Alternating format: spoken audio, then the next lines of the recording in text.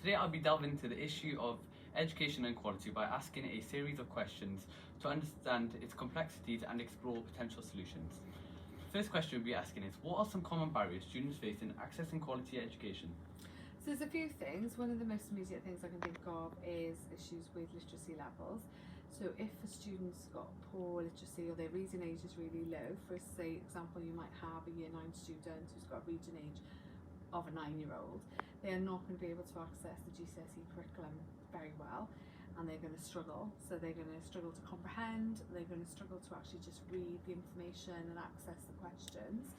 So literacy is a real sort of problem, and if students' literacy levels aren't of a good level sort of coming in to us, then they can struggle to sort of catch up with their peers.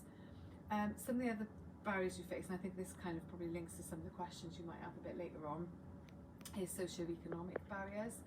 And by that what I mean is not just the level of income that a family has coming into their home, but the kind of experiences maybe that a child has within a particular home, and how much emphasis perhaps they put on things like reading, maybe the opportunities to go and experience sort of different sort of cultural things, maybe go to the cinema or the theatre or various things that some households might take for granted but other households don't experience, if you understand.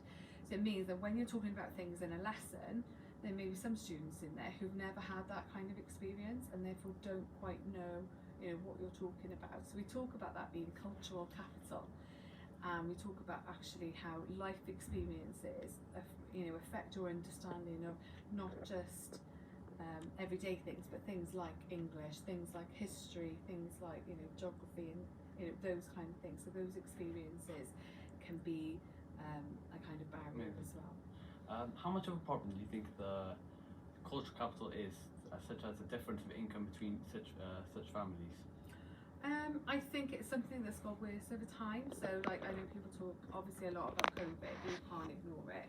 So I think some people who were in difficult circumstances maybe before COVID really struggled during COVID, and then people are still struggling to come out of that. So I think there are families that would have traditionally struggled, and that situation was made a lot worse by the kind of pandemic. So I mean, like access to technology in the home, or parents who had the time to sit with children and to work with them on their lessons, because actually people are working, aren't they? Yeah. It's not because they don't want to help their children, it's actually they had a job as well to do. So I know even in my house we struggled with my daughter, who's only like 6 or 7 years old, to do her lessons with her, because obviously I was teaching, my husband was working. It's like, who's gonna supervise them and encourage them to keep on with their studies? So if you add that to maybe more children and less access to technology, that's just going to make the problem So worse. what do you think the solution for this education inequality or this problem is? I don't know whether I've got any solutions, Yeah. but I would suggest that as schools we can just do as much as we can in terms of reducing any of those barriers. So making sure, like in our school, we know that everybody's got access to an iPad, and that everybody has access to things like Google Classroom, and like resources wise that everybody has access to the same sort of things, and that students are given lots of scaffolding and support that they can use if they need it to do things. That we offer like extra interventions, so where we know somebody's struggling with their literacy, they get like extra help with their reading and writing. Where somebody maybe is struggling with things like uniform and stuff like that, that they get access to that through school. And that actually in lessons we're aware of it. So when I'm talking about something, I don't just assume people have had that experience or they know about it. That I actually say, has everyone done that? Or there might be some people in here who are not sure what that actually means, and be more aware of kind of plugging those gaps where that's Exactly. Yeah. Amazing. Thanks so much for having me today. That's okay, no problem. Thank you. Pleasure. Next teacher we'll be interviewing is Miss McLean. Good morning. Good morning. So the first question we'll be asking is, what role does teacher diversity play in addressing educational inequality? Well, I think one of the things I find is that working across a number of different schools, both in the Vale and in Cardiff, is that the diversity within the teaching group could be the disparity will be that in certain schools there's very few teachers that aren't sort of diverse nature. Yeah. And I think when you're as a child coming to a school, you know, having that diversity in the teaching staff certainly sort of plays a part then in educational sort of attainment. There's things you may want to aspire to. It doesn't necessarily mean you want to be a teacher, because there's a teacher that looks like you with teachers, but it gives you the opportunity to think there's opportunities out there, and you can go for them. I think the diversity of different teachers, they can bring something different as well into the style of teaching and how they cover topics, etc. So I think diversity in all its form, not only in terms of race, but in creed and in sexuality, etc. All that then just builds confidence in pupils, especially if they recognise people that look like them or have the same characteristics as them. I think it just encourages that educational sort of development and hopefully make them want to aspire to do as well as they can and reach their goals, hopefully. Of course, thank you. And for our second question we're asking is, what do you think community involvement can help? How do you think community involvement can help bridge educational gaps? Okay. One of the things I find with some of the people that I meet in the school is that sometimes because of community influences, people are driven down to sort of narrow pathways. You know, there's about 3 or 4 different career areas that they want their child to progress into, and I think that what communities could do is embrace the fact that there's lots of opportunities out there, and people can then choose different educational routes to take, so they can explore other avenues. Sometimes things such as medicine, accountancy, and law are the things that people think that's where they've got to go.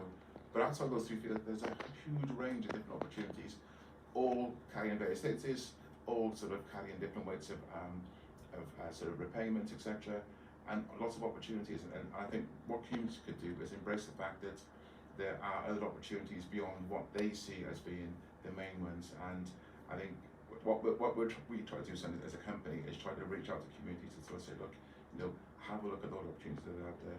You know, look at some of the things that your child has access to. We have a website, and we focus on the jobs in the future, and there's lots of opportunities for people to look at. So I think getting the community involved, getting parents and within the communities getting involved in education will hopefully then spill off then onto young children or their sons and daughters being given some advice to look at other opportunities and not to focus on such a narrow avenue when it comes to sort of looking at their career aspects. Yeah, of course. Some really good points mentioned. Thank you very much for having me today. No problem, thank you very much. Good morning. Morning. Today I'm interviewing Mr. McDonald about the topic of quality of education. First question we'll be asking you today is, can you highlight any disparities in resources between schools in different areas? Okay, so there's a funding formula that's given to councils.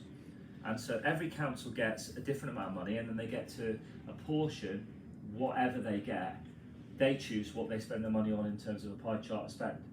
So the Vale of Glamorgan at the moment are actually, if you were educated in the Vale of Glamorgan, you get less per pupil than you would do in any other district of Wales.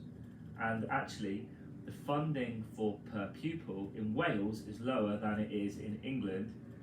So what you've got then is anyone in the Vale of Glamorgan, by extension, you yourself, from year 7 to year 11, had less funding put your way than any other child in England and Wales.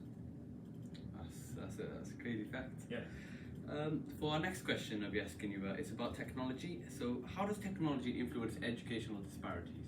Okay, this school, whilst other individuals during lockdown were struggling how to engage with their pupils, going and getting charity work to give them computers, etc., our one-to-one technology meant that we naturally had bridged the gap between home and school.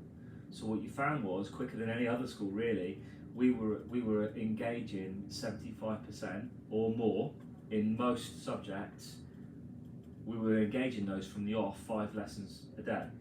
And we used the technology that we had to do that. So actually, our one-to-one technology and the ability to switch to Google like Meets was something which meant that everyone in our school, no matter what financial situation they were in, and no matter what ethnicity, and no matter where they lived, as long as they had Wi-Fi, all right, they could access learning. Now, what we also did was we sent out dongles which allowed that I think we gave out something like in the region of 38, 39, 40 dongles to individuals who needed Wi-Fi who didn't have it at home. So actually, again, once they'd got that, it allowed us to reach everybody. Now, what the knock-on effect of that is, I suppose, is that last year our attainment in Key Stage 3, 4 and 5 went up for the 5th year in a row. Whereas other schools have noticed a drop-off in their attainment, ours has kept on climbing. And I would suggest that's because we didn't lose as much momentum in whole school improvement and pupil improvement because we had that hardware, software, technological advantage in the one-to-one over lockdown. Thanks so much. Just one more question to ask. What steps can individuals take to contribute to minimising educational disparities? Okay, individuals within regards to school or at home? Both, if you don't mind. Okay. I think probably it's engagement. So if it's an individual here, we have to engage those at home. If you're at home, you have to take responsibility to engage with what the school's going on. Organisationally, schools have become somewhat of a larger organisation that's big and that actually people don't necessarily want to engage with. You send your kids to school and then they work, and that's what you expect. What we need is the individuals in school to reach out to the individuals at home, and the individuals at home to reach out to the individuals in school, and that will then build this mechanism around each and every individual that comes to school and goes home so that they can succeed. Cool. Thanks so much for answering these questions today. Yeah, thank you. All right, no problem. Thank you.